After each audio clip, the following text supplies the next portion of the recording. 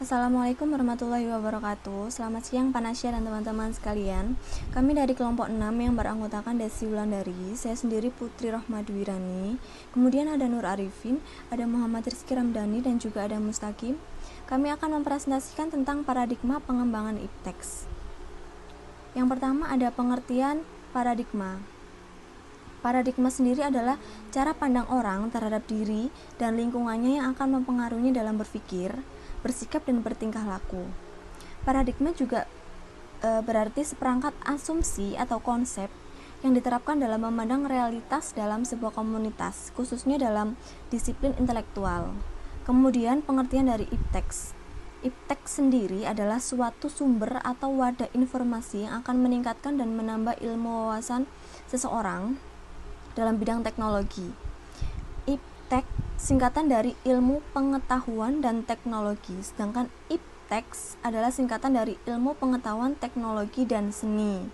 Selanjutnya akan dijelaskan oleh Mbak Desi. Nama saya Desi Wulandari. Di sini saya akan menjelaskan tentang potensi manusia jasmani dan rohani dalam pengembangan ipteks. Dalam berbagai literatur, khususnya di bidang filsafat dan antropologi, dijumpai berbagai pandangan para ahli tentang hakikat manusia. Sastra Prateja, misalnya, mengatakan bahwa manusia adalah makhluk yang historis.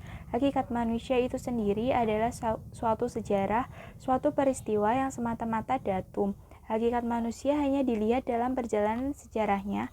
Dalam sejarah perjalanan bangsa manusia, Sastra Prateja lebih lanjut mengatakan bahwa apa yang kita peroleh dari pengamatan kita atas pengamatan manusia adalah suatu rangkaian anthropological constants, yaitu dorongan-dorongan dan orientasi yang dimiliki manusia.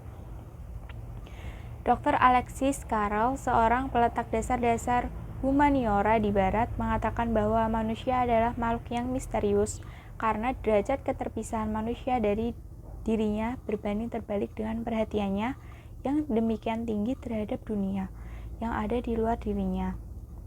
Pendapat ini menunjukkan tentang betapa sulitnya memahami manusia secara tuntas dan menyeluruh, sehingga setiap kali seseorang selesai memahami dari satu aspek tentang manusia, maka muncul pula aspek yang Saya Nur Arifin, saya akan melanjutkan presentasi dari Mbak Desi, yaitu potensi manusia jasmani dan rohani dalam pengembangan ipteks. Menurut Jalaluddin, ada 3 potensi yang dimiliki oleh manusia, yaitu yang pertama, potensi ruh, potensi manusia untuk bertauhid yang merupakan kecenderungan untuk mengabdikan diri kepada Sang Pencipta.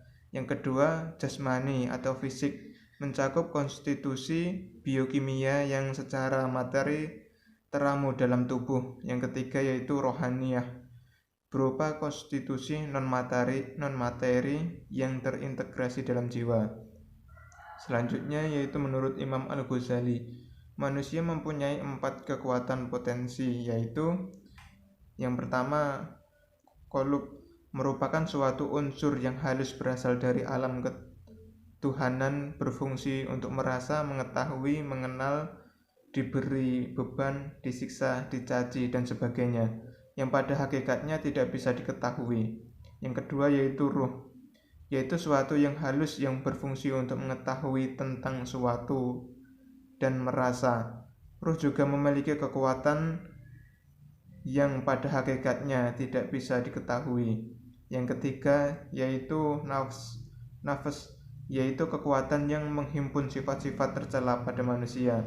Yang keempat, akal, yaitu pengetahuan tentang hakikat segala keadaan. Maka akal ibarat sifat-sifat ilmu yang Baik, selanjutnya akan diterangkan oleh saya Muhammad Rizky Ramdhani. B. Potensi manusia jasmani dan rohani dalam pengembangan iptek. Menurut Jalaluddin dan Usman Said, secara garis besar manusia memiliki 4 potensi dasar, yaitu 1. Hidayah al-ghoriziyah atau naluri, yaitu kecenderungan manusia untuk memenuhi kebutuhan biologisnya. Yang kedua, hidayah al-hisiyah atau indrawi, yaitu kesempurnaan manusia sebagai makhluk Allah Subhanahu wa taala atau ahsan at-taqwim. Yang ketiga, hidayah al-aqliyah atau akal, yaitu manusia merupakan makhluk yang dapat dididik dan juga dapat mendidik. Yang keempat, hidayah diniyah, yaitu manusia merupakan makhluk yang mempunyai potensi dasar untuk beriman dan bertakwa kepada Allah Subhanahu wa taala. Nah, Allah telah menganugerahkan beberapa potensi kepada manusia yang dapat dikembangkan dengan seoptimal mungkin dan dalam rangka melaksanakan tugas kekhalifahannya di dunia.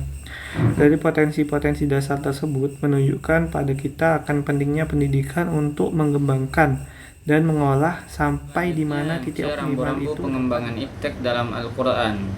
Agama Islam sebagai agama yang mengandung ajaran akidah, akhlak, dan syariah senantiasa mengukur segala sesuatu, benda-benda, karya seni, dan aktivitas dengan pertimbangan-pertimbangan tertentu. Ketiga aspek tersebut oleh karenanya sesuatu seni yang bertentangan atau merusak akidah, syariat, dan akhlak tidak akan diakui sebagai sesuatu yang bernilai seni. Dalam perspektif Islam, ilmu pengetahuan, teknologi, dan seni merupakan pengembangan potensi manusia yang telah diberikan oleh Allah Subhanahu wa taala berupa akal dan budi pekerti. Prestasi gemilang dalam pengembangan iptek pada hakikatnya tidak lebih dan sekedar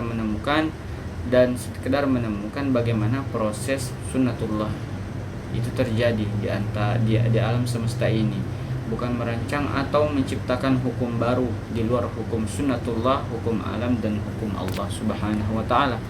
Jadi pada kesimpulannya, perkembangan iptek dan seni adalah hasil dari segala langkah dan pemikiran untuk memperluas, memperdalam, dan mengembangkan iptek dan seni itu sendiri.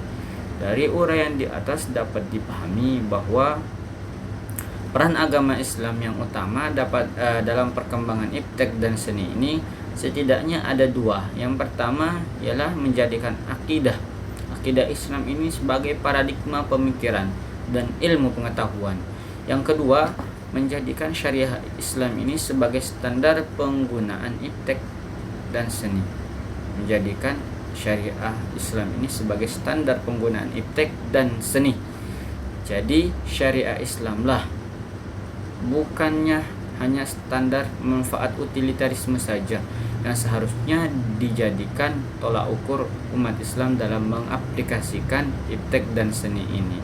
Untuk itu, setiap Muslim wajib atau harus bisa memanfaatkan alam yang ada untuk perkembangan iptek dan seni, tetapi harus tetap menjaga dan tidak merusak sesuatu yang ada, yaitu dengan cara bagaimana? Mencari ilmu, mengamalkannya, dan tetap berpegang teguh kepada syariat agama Islam. Baik teman-teman, sekian dari presentasi kelompok kami. Apabila terdapat kesalahan dan kekhilafan mohon dimaafkan. Assalamualaikum warahmatullahi wabarakatuh.